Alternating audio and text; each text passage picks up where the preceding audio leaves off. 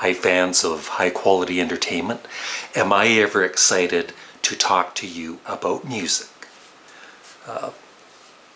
In the past, when I've mentioned bands like Sparks, sometimes viewers end up checking them out and become fans, and that means a lot to me. That's, like I always say, it's one of my favorite things about running this channel the last 15 years. Becoming fans of bands and artists that I love. And so there's one other band I want to talk about. I have talked about in the past, but listening to them again last night, you have to check this band out. And then, after I talk about Wire, I'm going to talk about some of these John Lennon albums. Yes, I am still ranking and reviewing the series. I'm waiting for Life with the Lions to come in. It might take 2 or 3 more weeks. But I'd like to have the physical copy of it before I review and rank. I'm looking forward to listening to... Yeah, I've got the wedding album. It's Life with the Lions. It gets confusing.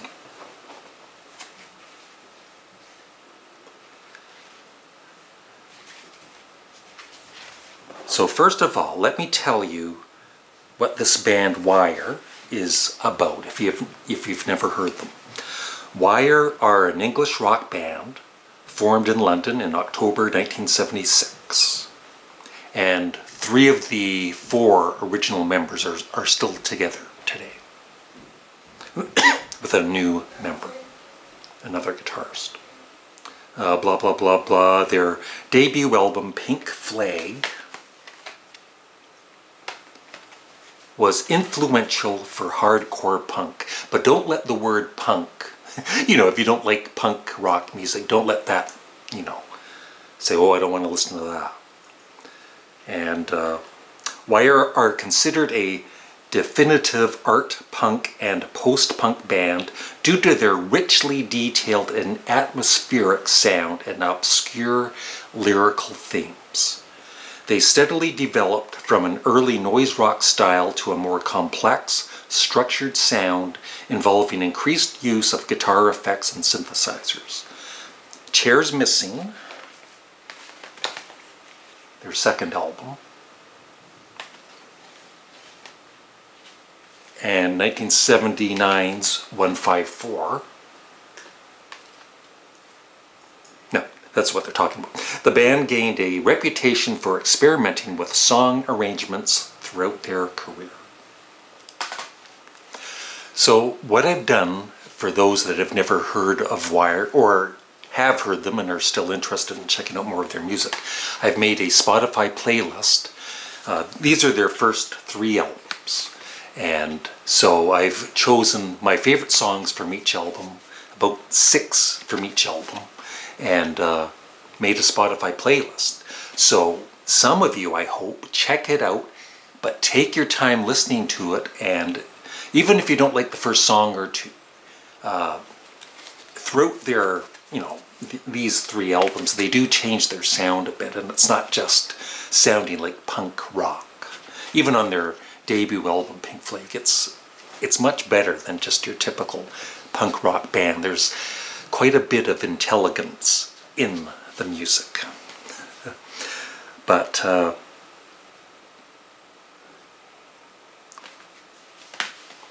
yeah, so this came out in 1977, and I bought it when it came out, and I loved it. There are 21 songs, and the thing is, a lot of them are very short. Some of them are just like a minute long. One song is 20 seconds. That's all they needed to get their point across. And but if you love guitar work, oh my God. These guys, not just the guitar work, I mean, this band is so tight. Their music, they are just absolutely amazing. I think the first time ever I played all 3 of these in a row, and I was just impressed as always.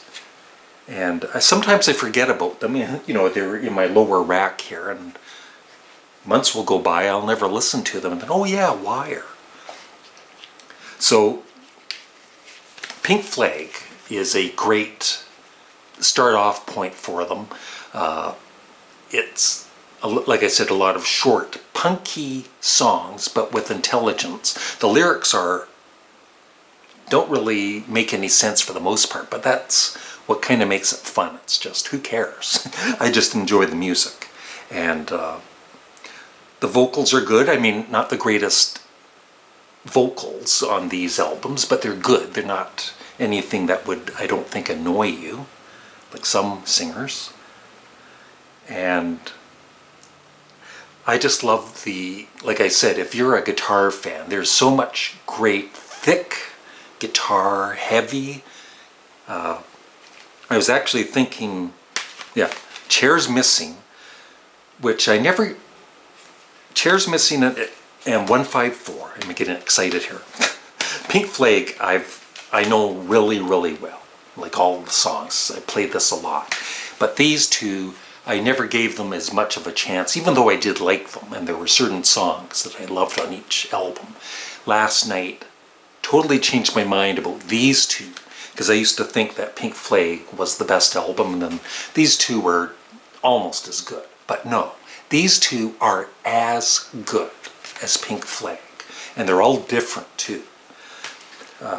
So yeah, this one is just great. Basically, I guess punk rock, but like I said, it's more intelligent than your typical, they're not yelling and screaming all the time. There's some space in these songs, and like I said, great guitar work.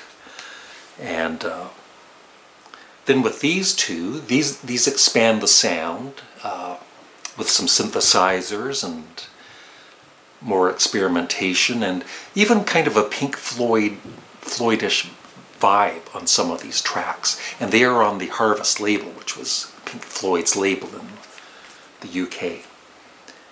And yeah, I was just blown away by these two. I already knew last night listening to this that I love this one so much, but these two, just as much now. And there was the final song on Chairs Missing, because I used to think this wasn't as heavy or punky or whatever as Pink Flag, but even though, there's more variety and all that, some of the stuff is really heavy on this. And the last track, Too Late, the last 3 or 4 minutes, speaking of guitar work, it is the heaviest, in a good way though, like not in an annoying way. It is the heaviest guitar. And there's 2 guitarists, by the way, on these albums. It's just brilliant. And there's points where the tempo is so fast and heavy and all that, you're thinking, oh, this has to end soon. You're almost kind of wanting to put up a Pink Flag and say, okay, stop, I've had enough, I can't take it anymore. But it's just relax and take it all in, because I don't know what else to say. If you haven't checked out Wire and you like heavy rock, punk, whatever, if you love more of the pop side of rock, then maybe this won't be for you. But like I said, if you like heavier music with great guitar work, check out Wire. I was even thinking, my friend Will, he's into like Metallica and Slayer, and I actually just did a Patreon reaction to a Slayer song. I forget the name of it now, but it wasn't a love song. It was heavy, and I really did enjoy it. But I was thinking, if Will likes Slayer or Metallica, he would love a lot of the music on this. So, Wire, check them out. Check out my playlist. And then, I love it when some of you do actually take the time to check out the playlist. Sit back, it's 20 songs, just under an hour. Just take it all in, and then come back and tell me, oh my God, I've become a fan of Wire. That would make my day. Now, as I said, I am very slowly doing the ranking and reviewing of the John Lennon albums, including the ones with Yoko Ono. And yes, I am going to include, after more than one suggestion, I usually don't include live albums, but they said I should include the Plastic Ono Band live piece in Toronto. So I did buy this. It's actually still got the, well, it looks like it has the shrink wrap on, but it doesn't. I was thinking I forgot to take part of it off. I see. Oh, it's just all, look at that, it's wrinkled. It's freaking me out. So, you gotta love Neighbors. You gotta love Neighbors. I'll start with this. I've never owned this. I remember when it was out in vinyl in 1969, 1970, I'd see it in the store, and there would be, of course, a calendar included in it, and you could see the calendar just like jammed right in the vinyl album. I always wanted to get it, but you know, I didn't have the money then. I didn't have my paper route yet. And so through the years I had heard bits of this, but this was the first time owning it and remastered a few years back. Well, 1995. Needs a new remaster, I think. But it sounds great. But this was my first time listening to the whole album, yes, even including side 2 with Yoko Ono wailing away. And I have to say, I was mighty impressed. It's even the sound quality is great, and Eric Clapton sounds great. John Lennon, I feel, is a very underrated guitarist. And I know this was they didn't have much time to rehearse or anything. They did a bit of rehearsing on the plane on the way to Toronto, but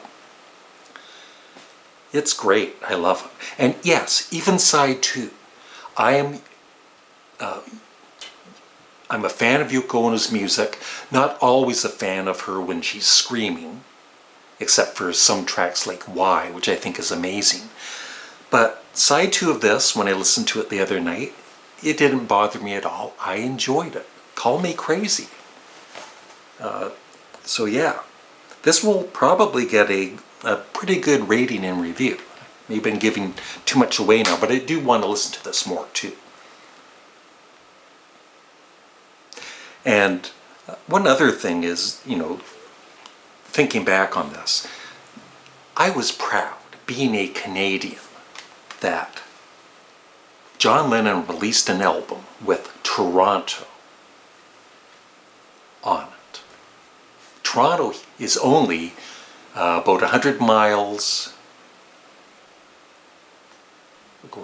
I'm really bad with directions. Okay, that's north, that's south.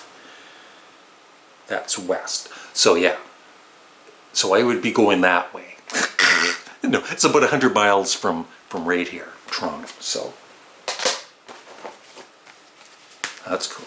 And I just want to quickly say, I've also been listening to these for the first time in a long time. I was never a fan of Mind Games. I thought it was good, but nothing great. I've changed my mind about it. I think it's great. Maybe not his best album, but I really enjoyed it on my last listen.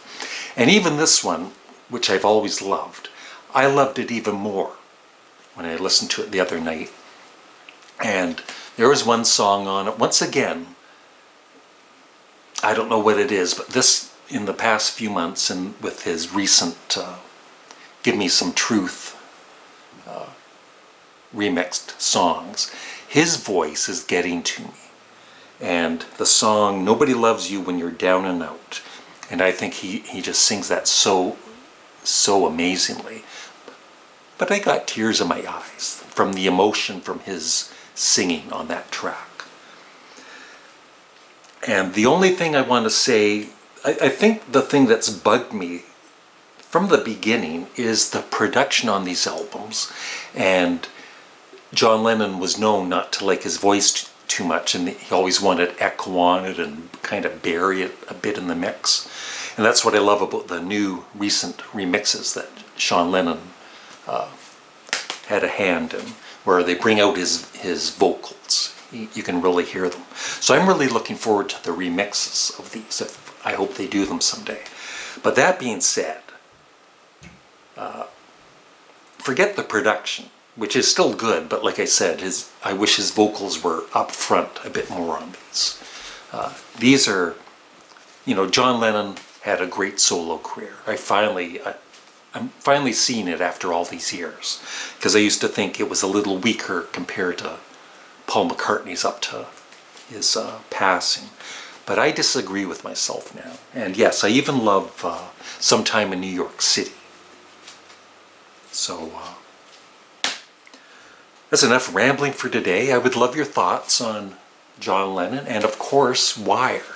And if you haven't heard Wire, please check them out and then come back at some point, don't forget, and leave a comment below on what you think of them. Bye. Have a great day.